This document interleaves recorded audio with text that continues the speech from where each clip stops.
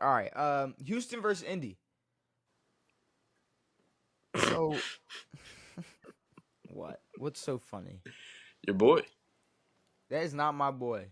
Sure about that? Anthony Richardson ain't my boy. He I we're mean, is not. anyone going to listen to us when we say that he is a horrendous quarterback? He went 10 of Bro, 32. but it's like I feel bad. Like I genuinely like He's not a no, quarterback. no, He hasn't played Devin. quarterback since high school, Devin, listen to me. basically. Like when you watch like like when I was a kid, like okay, you're more like cold hearted than me, so maybe you didn't have this feeling. But like when I was a kid, like I was I was a little fat kid, so when I watched Tammy, like I would feel bad.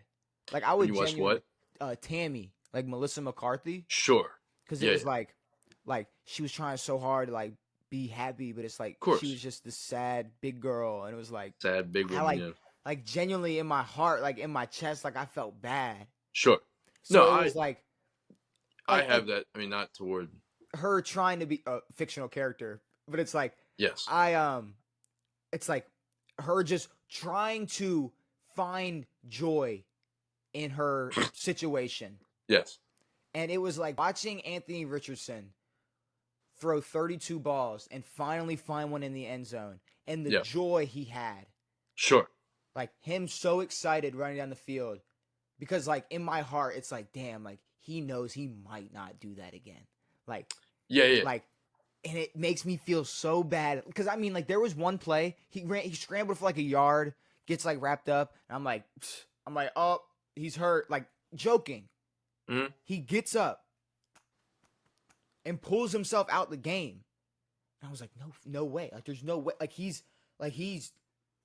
came back in a couple the next drive, but still I'm like Do you know why he pulled himself?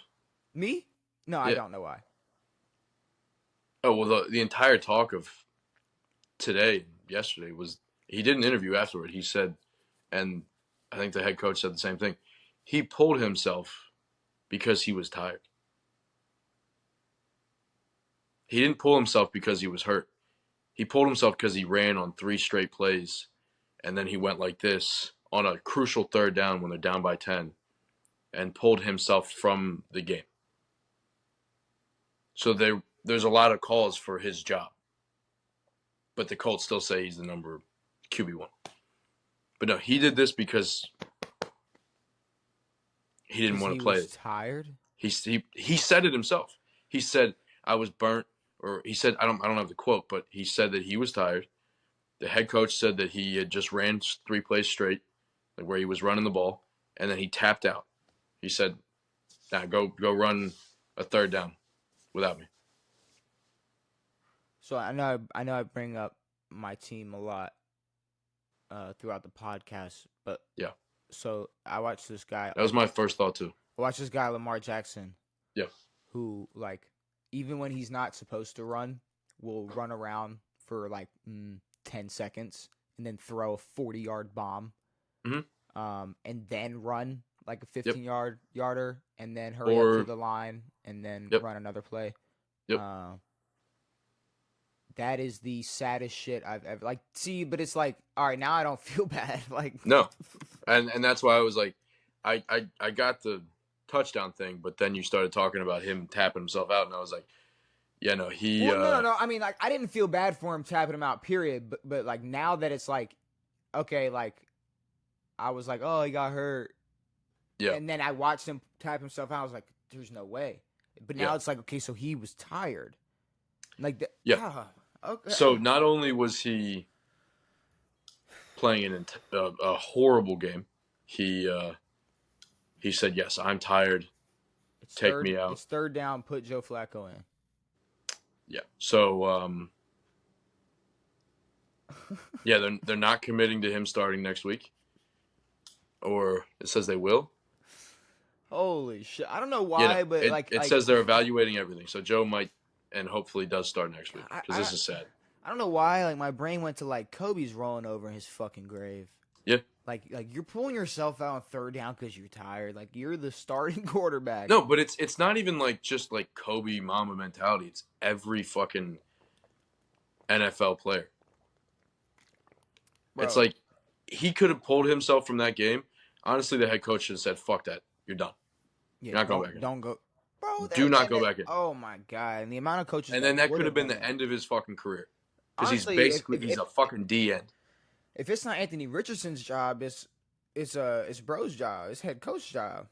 Exactly. Get bro out of there, and then whoever comes in as head coach can just get rid of I Anthony mean, Richardson. I don't think I've ever seen that. I mean, we've seen it from fucking running backs or tight ends or fucking defensive players or whatever. They'll tap themselves out, go take a playoff. Well, I mean, Not a because fucking quarterback. But that's Because they're usually moving a lot.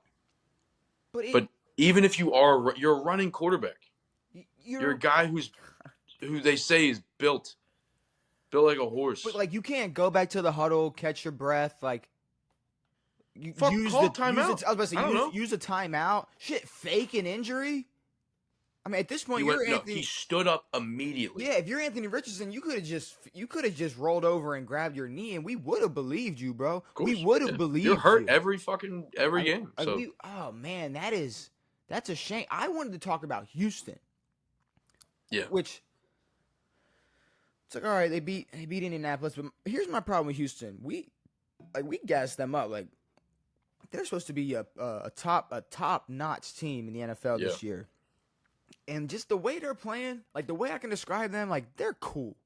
Mm-hmm. Like they're cool, but like these close games they've been in. They've been in 2 close games with Indianapolis. That they had a close win versus Chicago, a close win versus Jacksonville. These are games that should be blowouts for them. Of course, these should be absolute blowout games for Houston, especially the expectations in Houston's team. Period.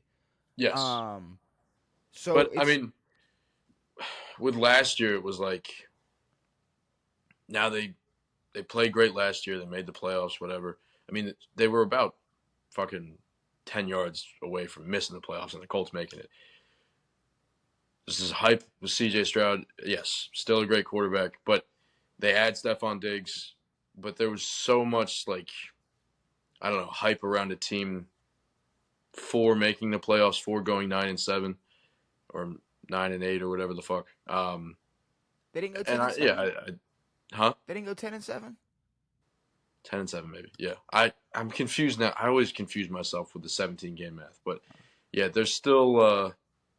I think they can get better, but right now, they're still trying to find their feet. They're not mushing teams. My worry with this team is, and here I'm gonna call my shot for this season and the future. My worry for this team is they can't get it done this year, and I mean maybe it's too early to say that, but I don't think this is their year. I mean still they're. I mean these close games that they're playing in. It's already telling me like. What are they gonna do in the fourth quarter versus Kansas City, Baltimore? Agreed. I mean, but Buffalo. I think they can. They can find their stride. Like this is a team. Like they're 6-2. They're not in a bad spot. They don't have to play fucking like desperation ball. But right now, they're not gonna go out there and compete with the Ravens or maybe, but.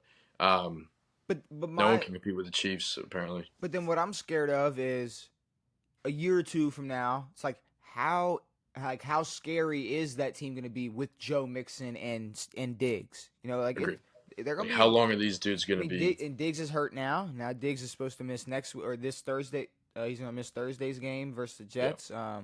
But it's like this was a team built for like a year or two window.